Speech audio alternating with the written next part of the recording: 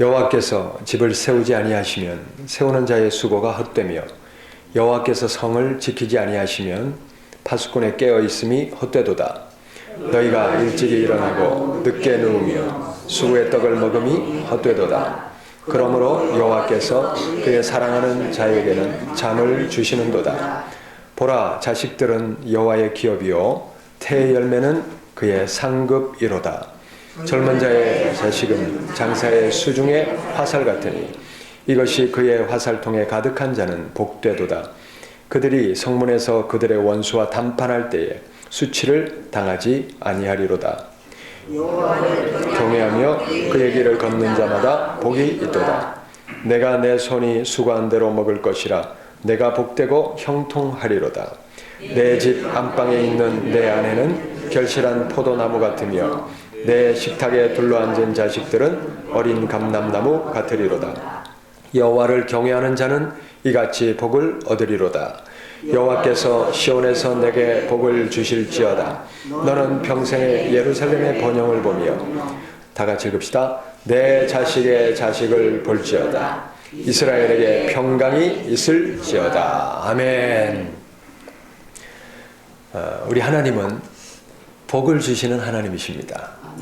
그런데 이제 기복신앙이라는 말을 많이 들어보셨죠? 기복신앙은 말 그대로 자기가 비는 자기가 섬기는 신에게 복을 바라고 기원하는 그게 이제 기복신앙인데 기복신앙이 세간의 비판을 받으면서 하나님께 우리가 복을 구하는 자체도 잘못된 것처럼 그렇게 오해를 받고 있습니다. 그래서 오늘은 이 오해를 다시 바로잡고 우리가 정말 하나님 앞에 신앙하는 태도가 어떻게 해야 되는지를 한번 살펴보고자 합니다.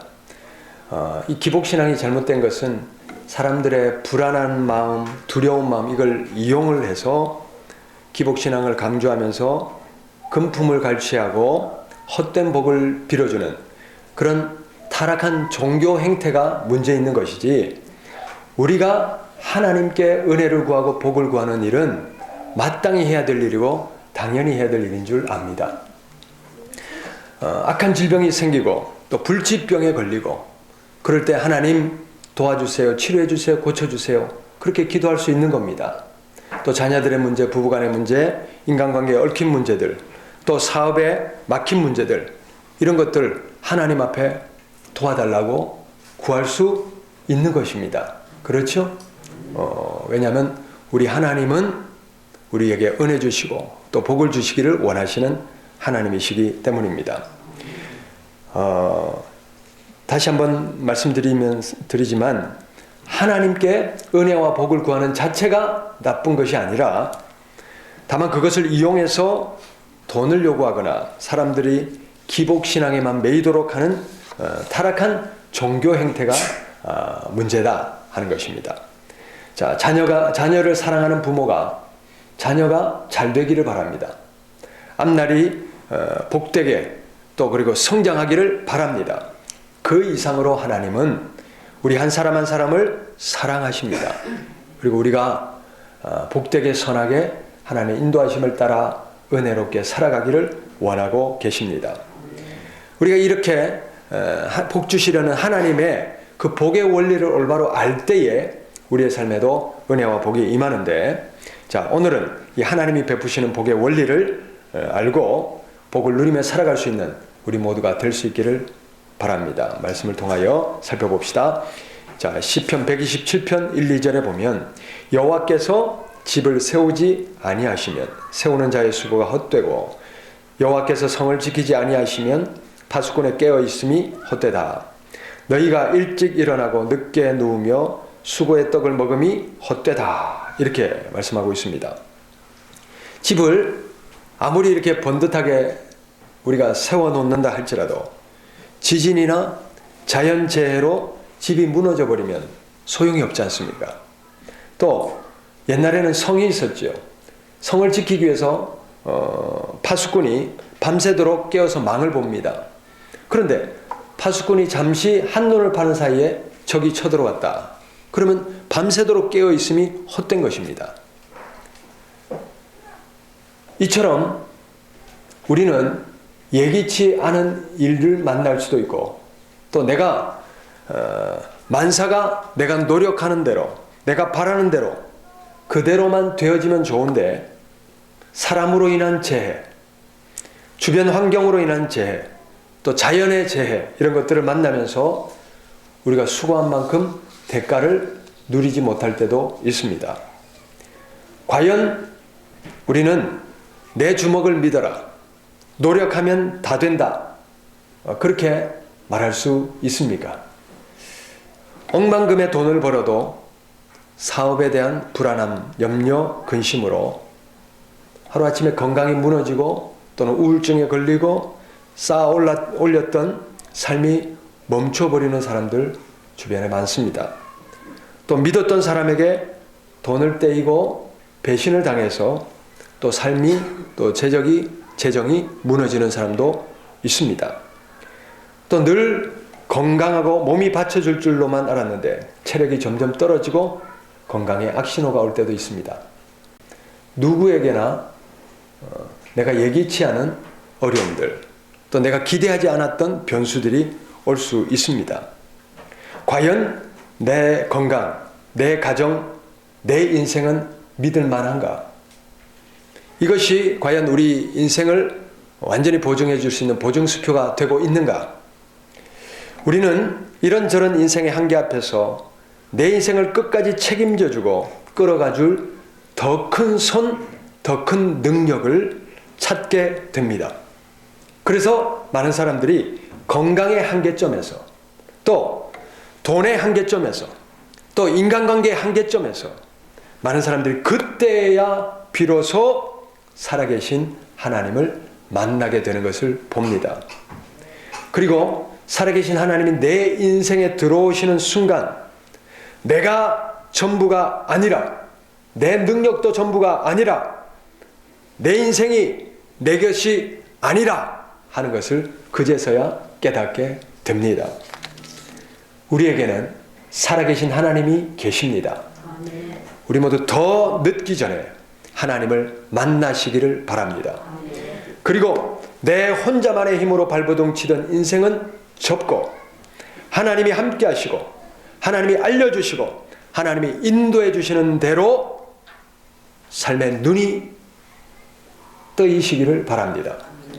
인생은 혼자가 아닙니다.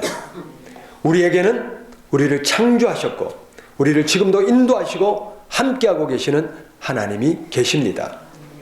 하나님과 함께 인생도 가정도 사업도 계획하고 살아내는 우리 모두가 되실 수 있기를 바랍니다.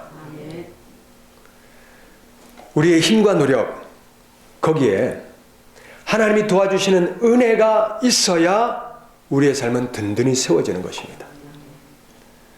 여호와께서 집을 세워주시는 은혜, 성을 보호하고 지켜주시는 은혜, 우리가 수고한 대로 수확하고 먹고 누리고 얻게 하시는 은혜가 있어야 우리의 삶은 평안하고 든든히 서는 것입니다.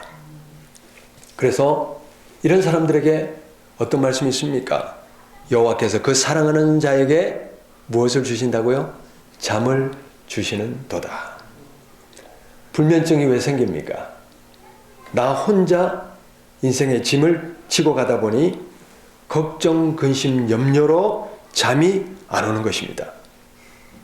이런 사람들에게 말씀하십니다. 수고하고 무거운 짐진 자들아 다 내게로 오라.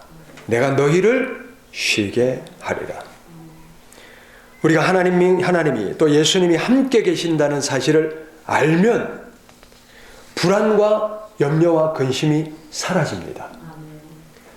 내일 당장 무슨 일이 일어난다, 불행이 온다 할지라도, 또 내 삶이 하루아침에 무너진다 할지라도, 또 여러 가지 두려움과 어려움이 당장 내일 눈앞에 있다 할지라도 그날 밤에 정말 하나님, 살아계신 하나님을 믿고 의지하면 편안한 잠이 되는 겁니다.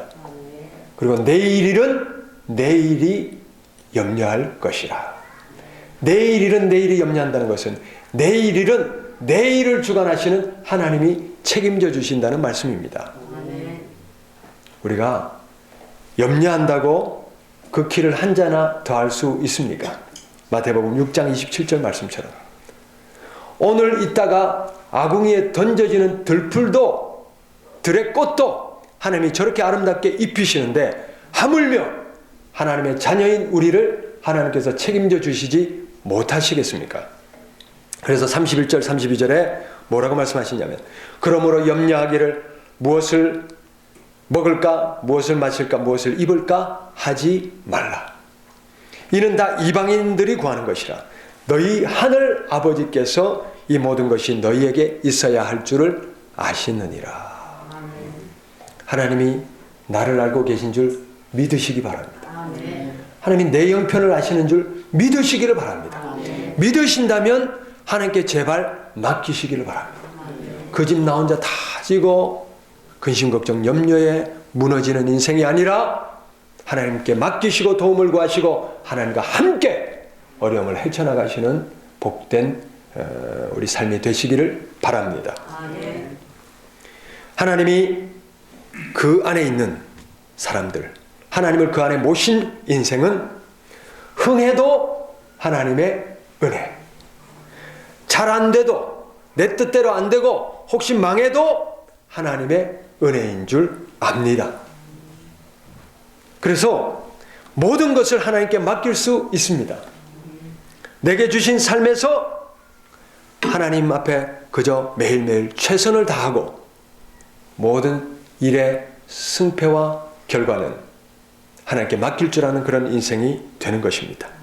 그래서 내 욕심대로 내 뜻대로 인생을 휘두르는 그런 인생이 아니라 하나님이 인도하시는 대로 결과에 순종하며 따라갈 수 있는 그런 삶이 되는 것입니다. 하나님을 초대하시기를 바랍니다. 하나님을 인생에 모시고 하나님께 주도권을 맡겨주시기를 바랍니다. 이제 삶의 하프타임이라고 하는 거 있잖아요. 50살이 이제 넘어가시면서 이제 인생의 마지막 후반부를 걱정하시면서 또는 염려도 되시고 걱정도 되시고 그런 분들이 있습니다. 그것 또한 맡기시기를 바랍니다. 하나님, 내가 어떻게 살아야 됩니까? 무엇을 해야 됩니까?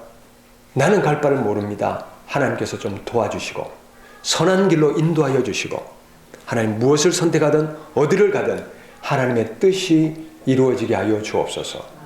그리고 맡기면서 하나님과 함께 갈 때에 그 발걸음을 하나님이 인도해 주실 줄 믿습니다.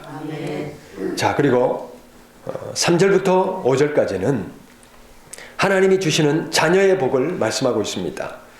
다시 한번 읽어봅시다. 127편 3절부터 5절. 보라, 자식들은 여호와의 기업이요 태의 열매는 그의 상급이로다. 젊은 자의 자식은 장사의 수중의 화살 같으니 이것이 그의 화살통에 가득한 자는 복되도다. 그들이 성문에서 그들의 원수와 담판할 때에 수치를 당하지 아니하리로다. 이 고대 사회에는 자식이 곧 노동력입니다. 자식이 곧 경쟁력이고 군사력입니다. 그러므로 자식들이 든든하게 있으면 든든한 거예요. 원수들 앞에서도 든든한 거예요. 이처럼 하나님께서 우리에게 자녀들이 잘 되는 복, 자식들이 든든히 가문을 일으키는 그런 복이 있기를 바랍니다. 이것 또한 하나님이 주시는 은혜라 말씀하고 있습니다. 자, 128편 2절 3절 읽습니다. 내가 내 손이 수고한 대로 먹을 것이라. 내가 복되고 형통하리로다. 내 집 안방에 있는 내 아내는 결실한 포도나무 같으며 내 식탁에 둘러앉은 자식들은 어린 감람나무 같으리로다. 이 지중해성 기후에 이제 포도나무, 그 포도를 수확해서 물이 이제 귀하고 식수 사정이 어렵기 때문에 이 포도나무를 잘 수확해서 그것을 포도주를 만들어서 그것을 물 대신에 이렇게 늘 보관하며 먹었던 것이 바로 이 지중해성, 이 기후의 특징이죠.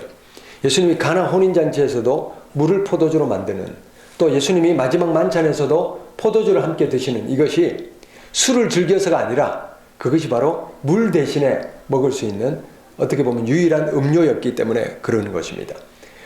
그런 이 생명의 젖줄과 같은 이 물, 포도, 포도나무와 같다. 결실한 포도나무와 같다.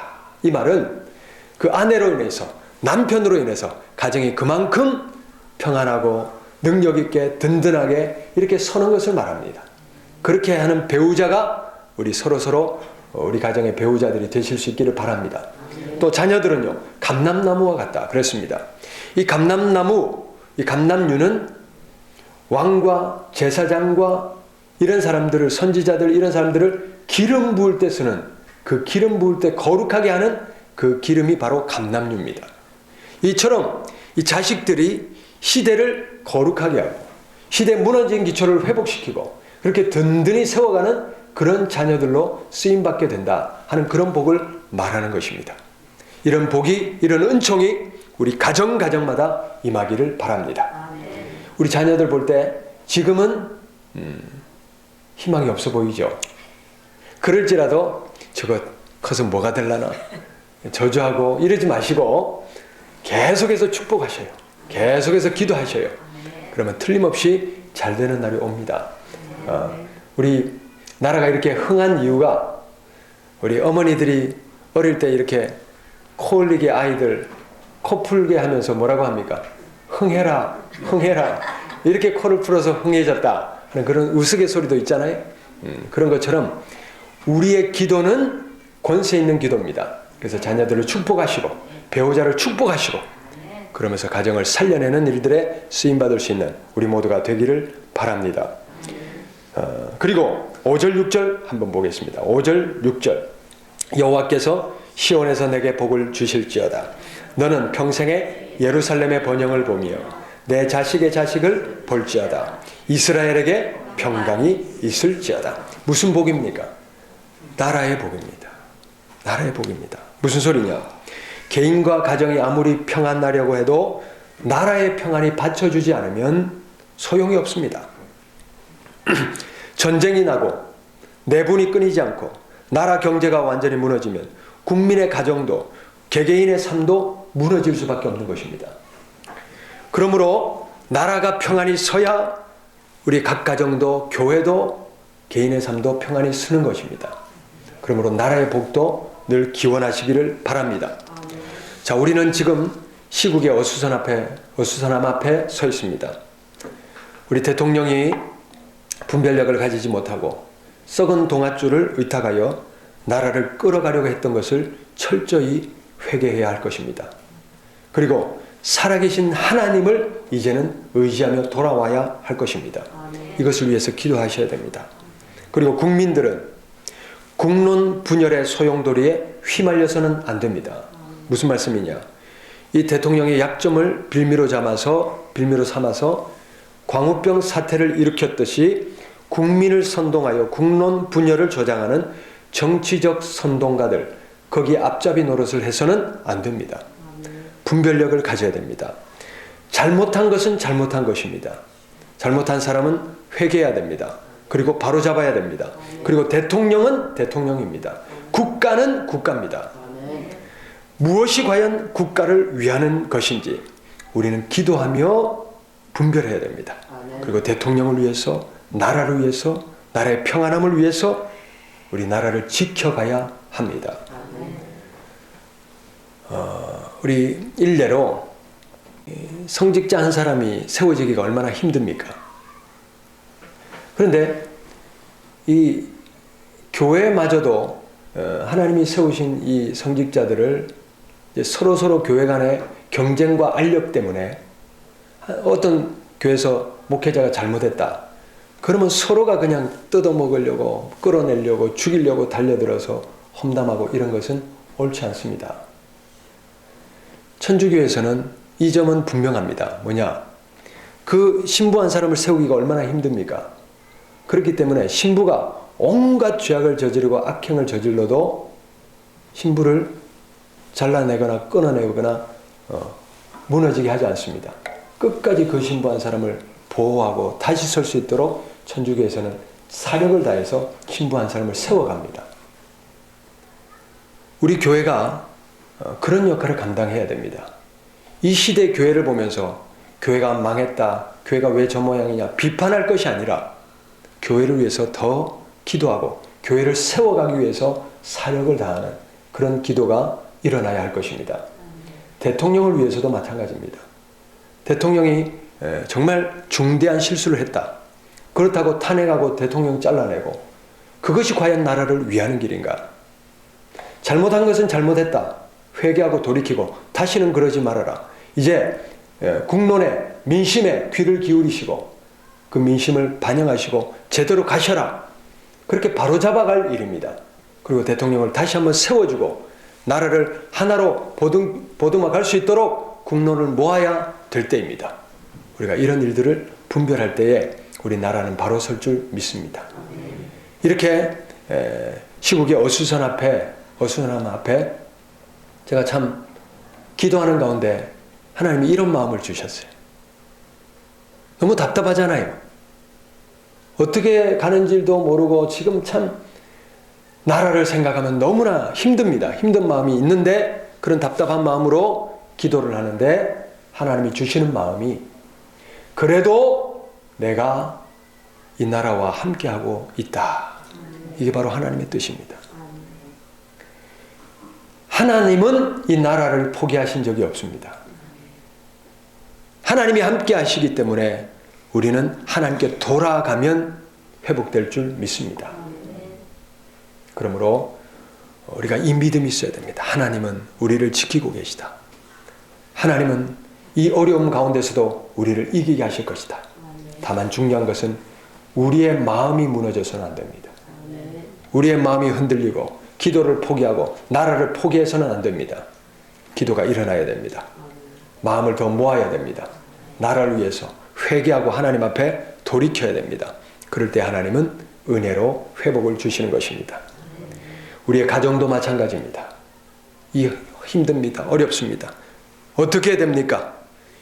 그래도 내가 너와 함께하고 있다. 우리 한 사람 한 사람 그래도 내가 너와 함께하고 있다. 이 말씀이 저에게 얼마나 위로가 됐는지 모릅니다. 얼마나 위로가 됐는지 모릅니다. 하나님께서 우리의 삶의 자리자리에 함께 하신다는 이 확신, 이 체험, 이 만남이 있으면 어떤 어려움도 이겨낼 수 있는 능력이 되는 것입니다. 하나님으로 힘을 삼으시기를 바랍니다. 하나님으로 능력 삼으시기를 바랍니다. 하나님이 해결점이신 믿으시기를 바랍니다. 그러므로 하나님과 함께 이 모든 어려움들을 승리하시기를 바랍니다. 자, 그런데 이런 은혜와 복을 누릴 수 있는 비결이 뭐냐? 집을 세워주시는 복, 성을 지켜주시는 복, 수고한대로 얻게 하시는 복, 또 가정의 자녀들과 아내와 배우자와 또 나라가 평안하게 하는 이런 복이 어떤 사람에게 임하느냐? 우리는 이 복보다 더 주목해야 될 표현들이 있습니다. 그것이 바로 128편 1절입니다. 128편 1절 말씀 다 같이 읽읍시다. 여호와를 경외하며 그의 길을 걷는 자마다 복이 있도다. 4절 여호와를 경외하는 자는 이같이 복을 얻으리로다. 할렐루야. 이 말씀이 주시는 핵심 원리가 바로 이것입니다. 1절과 4절 총 6절을 두 부분으로 나눌 수 있습니다. 3절까지 그리고 4절부터 6절까지 그 두 부분으로 나눈 첫머리에 뭐라고 합니까? 여호와를 경외하는 자에게는 복을 주시는데 어떤 복이 임할 것이다. 여호와를 경외하는 자는 이같이 복을 얻을 것인데 어떤 복이 임할 것이다. 그리고 복을 선포하시는 겁니다. 우리 모두 여호와를 경외함이 있어야 됩니다. 경외라는 단어가 뭐냐? 두려워한다는 뜻입니다. 하나님을 두려워한다는 것이 무엇입니까? 하나님이 살아계심이 역사하심을 믿는 거예요. 믿고 하나님 앞에 두려움으로 또 신뢰함으로 나아가는 것을 경외함이라고 하는 것입니다. 우리 모두 하나님이 살아계심을 믿으시죠? 하나님이 내 삶에 함께하고 계신다는 것을 믿으시죠? 그렇다면 하나님을 두려워하시기를 바랍니다. 은혜 주시는 하나님, 다른 면에는 하나님을 거역하는 자들에게는 징계하시는 하나님이 계신 거예요. 그러므로 하나님을 두려워하면서 하나님의 은혜 주실 일, 하나님이 복을 주실 일에 우리가 더욱더 집중해야 될 줄 믿습니다. 우리가 하나님을 경외할 때에 나를 사랑하는 사람들이 내 사랑을 입을 것이고 나를 간절히 찾는 자가 나를 만날 것이라 하였습니다. 우리 모든 삶의 영역에 하나님을 인정하시기를 바랍니다. 하나님을 초대하시기를 바랍니다. 하나님과 함께 하시기를 바랍니다. 하나님께 두려움으로 삶을 경영하시기를 바랍니다. 그럴 때 하나님이 책임져 주시는 은혜가 임하는 것입니다. 말씀을 맺습니다. 하나님은 우리에게 복을 주시기를 원하시는 하나님이십니다. 하나님이 집을 세워주시고 책임져 주시고 성을 지켜주시고 든든히 세워주시는 그런 책임져 주시는 은혜가 모두에게 임하기를 바랍니다. 뿐만 아니라 자녀들이 배우자가 잘 되는 그런 평안히 든든히 서는 그런 은혜도 임하기를 바랍니다. 생업의 터전에 하나님이 열어주시는 은혜가 있기를 바랍니다. 또 나라와 민족을 지켜주시고 보아주시고 평안하게 인도해 주시는 하나님의 은혜가 임하기를 바랍니다. 누구에게 임합니까?